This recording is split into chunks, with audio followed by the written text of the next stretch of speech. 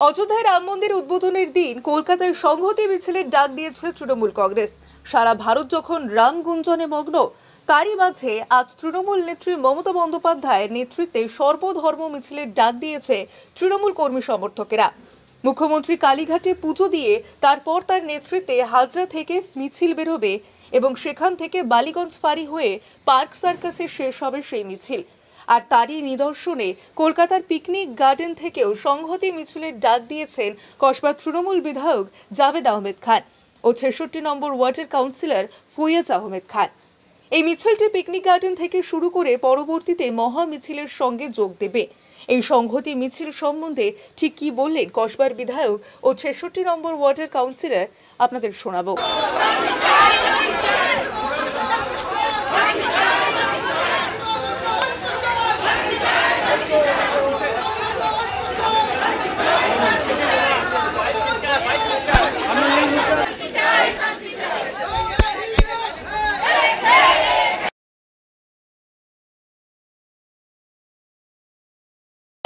মিছিল না, রামের সে মন্দির উদ্বোধন হচ্ছে 12টা 20-তে, সে উদ্বোধন হয়ে গেছে। আর আমাদের যে মিছিল হচ্ছে 3টের সময়, সে অনেক তফাৎ।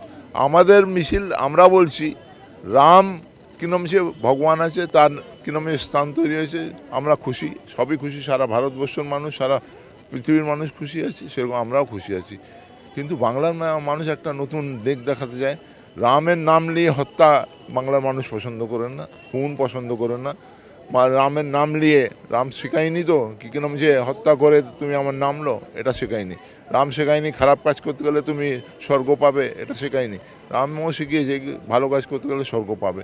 সেরকমই আজকে বাংলা একটা নতুন দিক সম্প্রীতির বার্তা দিচ্ছে কি এসে দেখে যাও।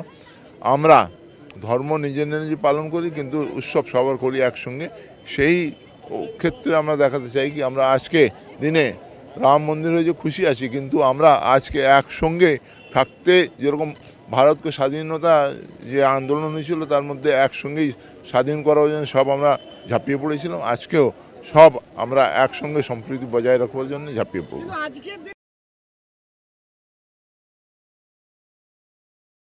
একসঙ্গে মিলে আমরা পুজোতে দেখাই না, পুজোকে দুর্গা পুজোতে যাই না আমরা একসঙ্গে, আমরা কি যে কালী পুজোতে একসঙ্গে মিলিত হয় না, আমরা ছট পুজোতে হয় না, আমরা কি বড়দিনে একসঙ্গে হয় না, ঈদে একসঙ্গে আমরা কোলাকুলি করি না।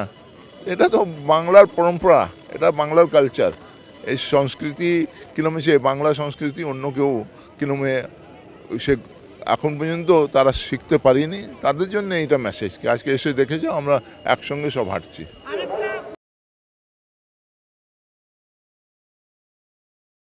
মমতা ব্যানার্জি কোনোদিন গালাগালি বলিনি রাম জয় শ্রীরামকে, বলেছে রাম সে স্লোগানটা যেটা আছে রাম জয় শ্রীরাম, সেটা রামকে সম্মান দেখাবার জন্য আছে, কিন্তু তার পিছনে যে ভাঙচুর, মানুষের খুন, যে মব লিঞ্চিং, এটা রাম শেখায়নি, তার প্রতিবাদ এইখানে।